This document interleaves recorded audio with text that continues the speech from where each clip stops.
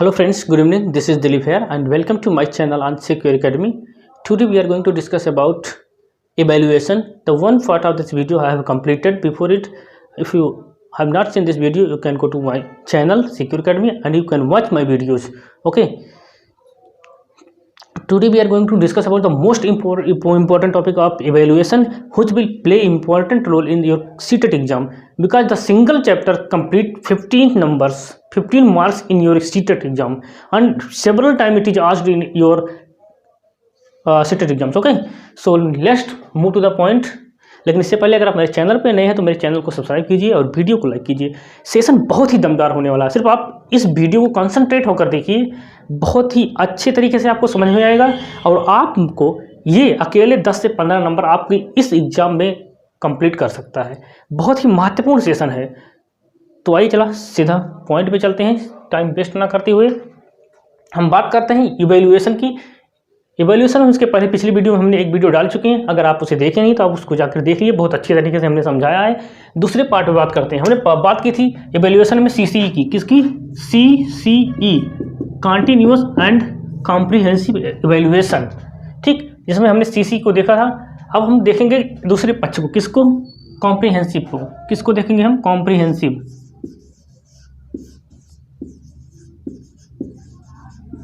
Comprehensive को, ठीक। अब इसको हमने बात की थी, कॉम्प्रिहेंसिव जो होता है वो 2 भागों में होता है। कितने भागों में? 2 भागों में, ठीक। पहला जो होता है वो स्कोलेस्टिक होता है, स्कोलेस्टिक, और दूसरा जो होता है वो को स्कोलेस्टिक होता है, को स्कोलेस्टिक, जिसे हम क्या कहते हैं? शैक्षिक और सह शैक्षिक कहते हैं। किस किस के नाम पे जानते हैं इसको? हम किसके नाम से जानते हैं? शैक्षिक,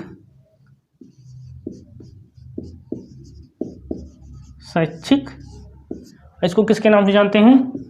सह शैक्षिक के नाम से जानते हैं।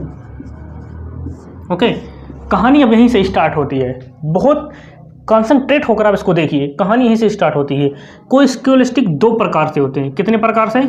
2 प्रकार से। हमने कहा ना कितने प्रकार से? 2 प्रकार से। पहला जो होता है वो एफए होता है, जिसे हम क्या कहते हैं? फॉर्मेटिव असेसमेंट,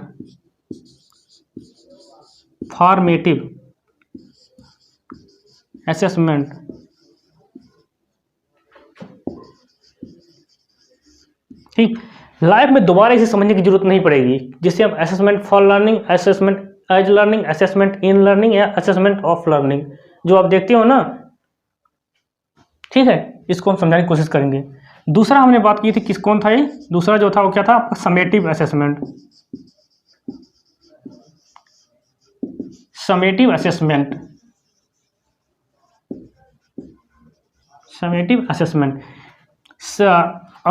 असेसमेंट को हम क्या कहते हैं?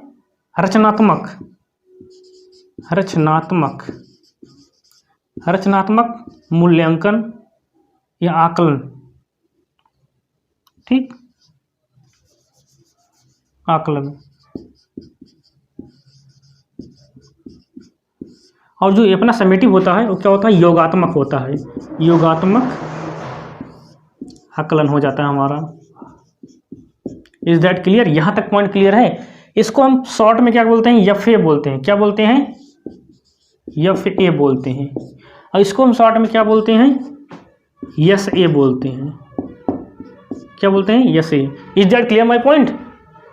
अब इसे हम समझने की कोशिश करते हैं। फॉर्मेटिव असेसमेंट को हम क्या कहते हैं? Assessment for learning. क्या बोलते हैं? असेसमेंट क्या बोलते हैं? Assessment format. देखो, फॉर्मेटिव फॉर, इसको हम क्या बोलते हैं? Assessment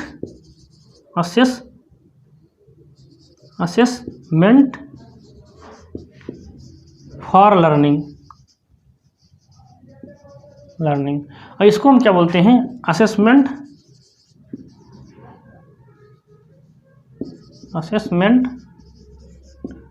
of learning. अब देखिए क्या होता है, इतना समझ में आया? अब इसको क्या बोलते हैं? इसको कैसे मापा, कैसे पता चलता है? जो फॉर्मेटिव असेसमेंट होता है वो कब होता है? ड्यूरिंग क्लास होता है। कब होता है? ड्यूरिंग क्लास होता है। क्लास जब चल रही होती है उसके दौरान इसको लिया जाता है, फॉर्मेटिव असेसमेंट जो होता है। और क्या होता है, इसमें फीडबैक की जरूरत होती है। पॉइंट नंबर 2 क्या होता है, नीड फीडबैक। नीड फीडबैक, इसमें फीडबैक प्राप्त किया जाता है, फिर उसके अनुसार उसको दोबारा रीटीचिंग किया जाता है। ठीक, इसमें क्या होता है, यूनिट टेस्ट होता है। क्या होता है इसमें, यूनिट टेस्ट होता है, यूनिट टेस्ट होता है। ओके, लेकिन आपके योगात्मक मूल्यांकन में क्या होता है, असेसमेंट ऑफ लर्निंग में क्या होता है, ये एंड ऑफ क्लास होता है। कब लिया जाएगा योगात्मक मूल्यांकन, कब लिया जाएगा, योगात्मक आकलन कब किया जाएगा, end of class. End of class, class के अंत में इसको लिया जाएगा। ठीक, नो फीडबैक, इसमें कोई फीडबैक नहीं मिलता है, नो फीडबैक, नो फीडबैक, कोई फीडबैक इसमें नहीं मिलता है। ओके, ठीक, ये फाइनल असेसमेंट होता है। क्या होता है, फाइनल, फाइनल असेसमेंट, ये अंतिम आकलन होता है। इसके बाद कोई कुछ इसमें सुधार नहीं किया जा सकता है। इसमें सुधार करने के बहुत ज़्यादा चांसेस रहते हैं, लेकिन इसमें सुधार करने की कोई चांस नहीं रहता है।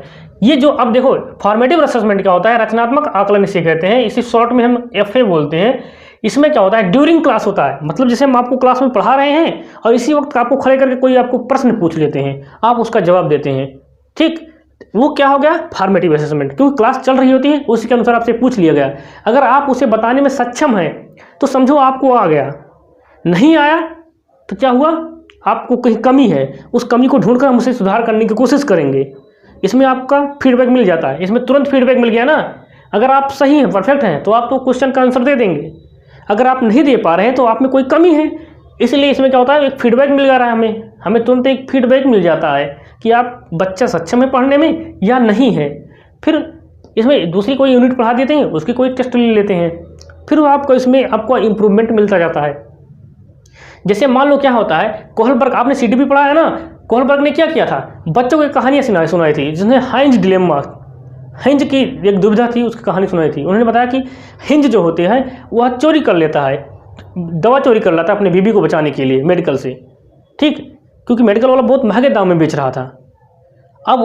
अब उसने बताओ दवा चोरी करके ठीक किया या नहीं किया। तो उसमें 2 पक्ष में बालक थे, एक जो उसके पक्ष में, हिंज के पक्ष में थे, उन्होंने कहा नहीं साहब, उसने चोरी करके दवा क्या किया, सही किया। क्यों, क्योंकि उसकी बीवी मर जाती। अरे तो उसकी बीवी मर जाती, फिर उसके खाना कौन देता, उसे रोटी कपड़ा कौन देता बना के, वो बहुत बड़ा मूल्य खो देता अपने पास से, इसलिए वो अपने दवा चोरी करके सही किया। और जो उसके विपक्ष में बोलने वाले बालक थे, उन्होंने कहा नहीं साहब, चोरी करके गलत किया।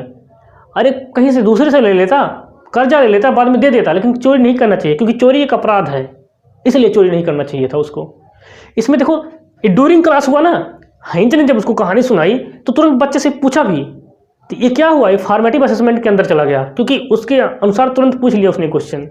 ठीक, लेकिन एंड ऑफ क्लास में क्या होता है, समेटिव असेसमेंट में क्या होता है, योगात्मक मूल्यांकन आकलन में क्या होता है, ये एंड ऑफ क्लास, पूरा क्लास खत्म हो जाएगा, उसके बाद कोई टेस्ट ले लिया जाएगा, उसमें कोई सुधार नहीं हो पाएगा। नो फीडबैक, कोई फीडबैक की जरूरत नहीं है। फाइनल असेसमेंट लास्ट रिजल्ट होता है, इसमें कोई सुधार नहीं किया जा सकता है। जैसे मान लो आपका छमाही का एग्जाम होता है, आपको छमाही का एग्जाम देते हैं और एग्जाम आने के बाद आपका रिजल्ट आ जाता है, फाइनल असेसमेंट हो जाता है, उसमें कोई सुधार नहीं कर पाओगे आप। एक आपको 10%, 20% या 50% या 70% आपका मार्क आ जाता है, उसमें कोई सुधार नहीं होता है। लेकिन इस फॉर्मेटिव असेसमेंट में आपको एक सुधार करने का मौका मिलता है। क्लियर, अब उस पॉइंट पे चलते हैं विधिवत तरीके से। Just a minute.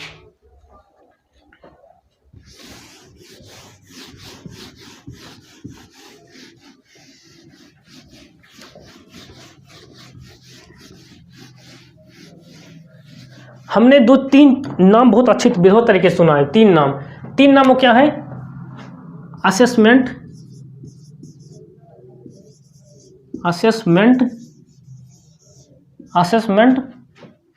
Of learning,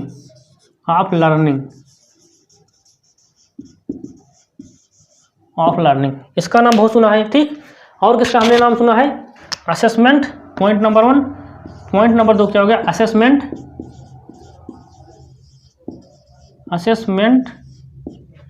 for learning,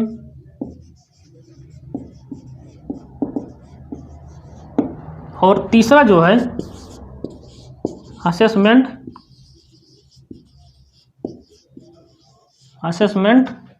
as learning. Assessment as learning में क्या होता है, ध्यान दीजिएगा यहाँ पे। ये 3 नाम हमने बहुत सुना है और बहुत बार सीटेट के एग्जाम में आ चुका है और इस बार आने की भी संभावना है, ये तीनों नाम। ठीक, असेसमेंट एज लर्निंग क्या होता है, इसमें बालक सेल्फ क्या करेगा, सेल्फ असेसमेंट करेगा। क्या करेगा इसमें, सेल्फ असेसमेंट करेगा। क्या करेगा इसमें, सेल्फ असेसमेंट। ठीक, इसमें किसी से पूछेगा नहीं, ये खुद में अपना मूल्यांकन करेगा। कैसे, किस तरह से खुद से मूल्यांकन करेगा, वो क्या करेगा, कोई चैप्टर उठाएगा पढ़ने के लिए और चैप्टर के क्वेश्चन को सॉल्व करेगा। जैसे आप लोग इस समय कर रहे हो सेल्फ असेसमेंट। क्या कर रहे हो आप लोग पहले तो पूरी थ्योरी को प्रैक्टिस करते हो, पढ़ते हो, फिर उसके बाद एक प्रैक्टिस सेट ले लेते हो और उसमें सॉल्व करते हो क्वेश्चन। फिर उसके बाद आप सॉल्व करने के बाद उसे मैच करते हो, फिर टिक लगाते हो क्या गलत है और क्या सही है, और लास्ट में एक रिजल्ट आपको निकल के आ जाता है कि हाँ मेरा इतना गलत हुआ, इतना सही हुआ, मुझे इतना नंबर मिला। ये क्या हो गया, असेसमेंट एज लर्निंग हो गया। इसमें आप छात्र जो होता है, बालक जो होता है, वो खुद का असेसमेंट खुद कर लेता है, इसमें किसी टीचर की जरूरत नहीं पड़ती है। इसे हम क्या बोलते हैं, असेसमेंट एज लर्निंग। ठीक, और असेसमेंट फॉर लर्निंग जो है, assessment for learning, for means formative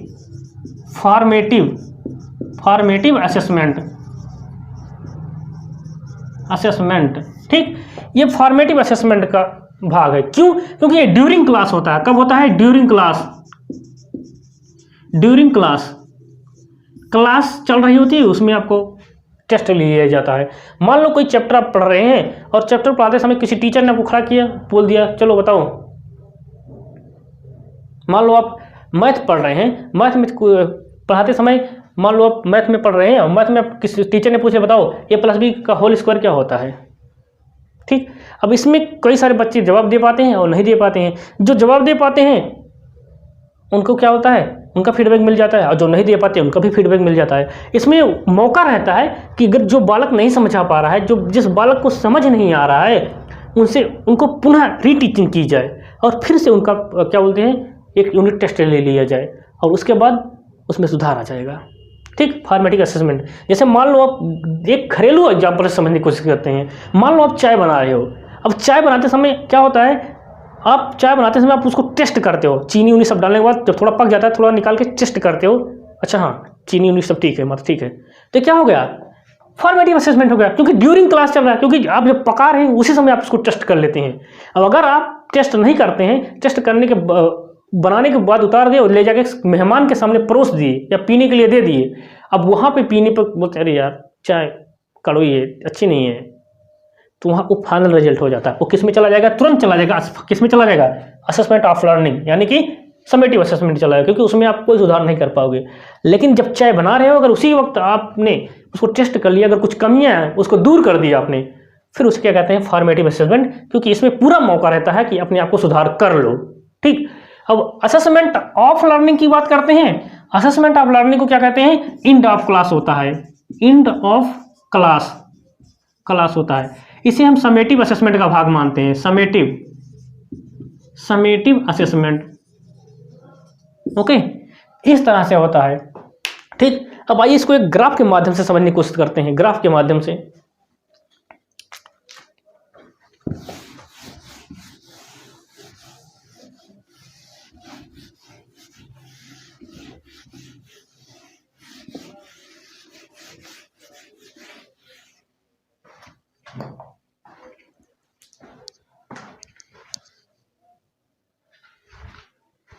ठीक, अब मान लेते हैं यहां पे एक लाइन हमने खींच लिया, एक लाइन ये हो गई और एक लाइन यहां से ये हो गई। क्लियर, दिख रहा है दोनों लाइनें, जस्ट ए मिनट। ओके, 2 लाइनें हो गई। अब यही से आपका खेल स्टार्ट हो रहा है। ओके, मान लो 2 लाइन हो गई। अब इसको हम क्या कहते हैं, formative assessment, formative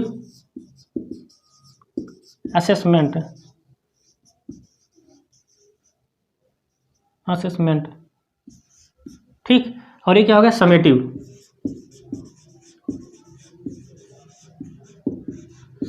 assessment,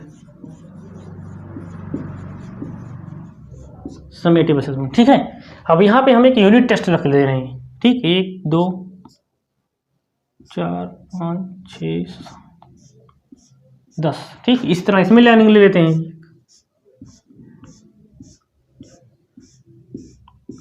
10, okay. अब 1 2 3 4 5 6 7 8 9 10, ठीक। इसी तरह से हम लेते जाते हैं इसमें 1 2 3 4 5 6 7 8 9 और 10, इतना हो गया ना। अब देखो, अब यहीं से होगा, मान लो यहाँ पे बालक को कोई यूनिट टेस्ट दे दिया गया, क्या unit test, unit test, unit test, unit test, ठीक, यूनिट टेस्ट, इस तरह से। अब फॉर्मेटिव असेसमेंट क्या होता है? फॉर्मेटिव असेसमेंट में मान लो आप एक चैप्टर पढ़ाएं और यहाँ पे बालक एक यूनिट टेस्ट ले लिए, ठीक। अब इसमें बालक को मान लो कितने % मार्क मिले, यहाँ पे मान लो टोटल 10 मार्क हैं, तो 10 में से कितना मिला, इसको मान लो 2 मार्क मिले यहाँ पे, क्लियर। अब बालक थोड़ा टेंशन में है, अगर यार मैंने तो मेहनत किया था, मैंने क्या गलती की थी, मुझे सिर्फ 10 में से सिर्फ 2 नंबर मिले, अब मैं और पढ़ूंगा, जो गलती होंगी उसको दूर करूंगा, फिर पढ़ूंगा।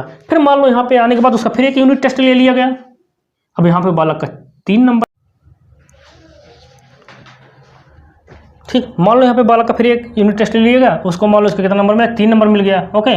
इसी तरह से अब यहाँ पे जब बालक यहाँ पे गया, इसको 4 नंबर मिला, फिर एक यूनिट टेस्ट हुआ, फिर यहाँ पे 5 नंबर, यहाँ पे यूनिट टेस्ट हुआ 6-7 नंबर मिला, यहाँ पे एक यूनिट टेस्ट हुआ, मान लो उसको 8 नंबर मिल गया, फिर एक यूनिट टेस्ट हुआ लास्ट टाइम, यहाँ पे मान लो इसको 9 या 10 नंबर मिल गया। अब बालक में खुशी आ गई, ठीक। बालक सोचेगा ओ हमने मेहनत किया और हमारा इम्प्रूवमेंट हुआ, हमारा सुधार हुआ, जिसमें हम इसके योग्य बन गए कि हम एक कोई भी इस एग्जाम को क्रैक कर सकते हैं और उसमें हमारे एक अच्छे मार्क्स आ सकते हैं, क्लियर। तो ये फॉर्मेटिव असेसमेंट होता है, क्योंकि ड्यूरिंग क्लास होता है, अपनी कमियों को पता लगाया जाता है, उसको दूर भी किया जाता है। और इसमें टीचर क्या करेगा, एक एडवाइजर का काम करेगा, एक कंस्ट्रक्टर का काम करेगा, ठीक, ओके। और समेटिव असेसमेंट क्या होता है, ये ड्यूरिंग क्लास होता है, जैसे हमने आपको कहा, I am sorry for that, ये क्या होता है, एंड ऑफ क्लास होता है, एंड ऑफ क्लास, क्लास के अंत में लिया जाएगा। इसमें कोई यूनिट टेस्ट नहीं लिया जाएगा, कुछ भी नहीं पूछा जाएगा, सिर्फ एक बार आपका एग्जाम ले लिया जाएगा, फिर उसके बाद आपका रिजल्ट सीधा सामने आ जाएगा। यहाँ पे कोई यूनिट टेस्ट नहीं, सीधा आपको हाफ ईयरली एग्जाम ले लिया जाएगा, क्या एग्जाम, हाफ ईयरली एग्जाम ले लिया जाएगा। अब मान लो इस एग्जाम में बालक के 52% मार्क आए, अब बालक टेंशन में आ गया, अब बोलेगा मुझे इतना कम मार्क्स क्यों आया, इसमें तो कोई सुधार भी नहीं कर सकते, हम घर पे जाएंगे मम्मी पापा की डांट भी पड़ेगी, कैसे हम इसको सही कर पाएंगे, इसमें कोई मौका मिलेगा भी नहीं। इसलिए इसको समेटिव असेसमेंट, इसीलिए इसको लाया गया फॉर्मेटिव असेसमेंट को, इसीलिए इसको सबसे बेहतर सबसे बेटर माना जाता है फॉर्मेटिव असेसमेंट को। समेटिव असेसमेंट क्या, मान लो आपको 6 महीने बाद एक एग्जाम ले लिया गया, जिसे हाफ ईयरली एग्जाम कहते हैं, उसमें 52% मार्क गया, तो बच्चा क्या होगा, निराश हो जाएगा। इसमें कोई मौका नहीं मिलेगा सुधार करने के लिए, लेकिन इसमें आपको पर्याप्त मौका मिलेगा आपका सुधार करने के लिए। तो आई होप आपको समझ में आया होगा जो हमने समझाने की कोशिश की। अगर लेकिन ठीक है, अगर आपको वीडियो अच्छी लगी तो वीडियो आप कमेंट सेक्शन में अपनी राय जरूर दीजिएगा, ठीक है। इसकी एक वीडियो हम और लेके आएंगे, उसमें हम पूरी तरह से इसको हम कंप्लीट करेंगे, कुछ इसके क्वेश्चंस को भी देख लेंगे, ठीक है। तो अभी आज के लिए बस इतना ही, मिलते हैं आने वाली नेक्स्ट वीडियो में, तब तक के लिए जय हिंद।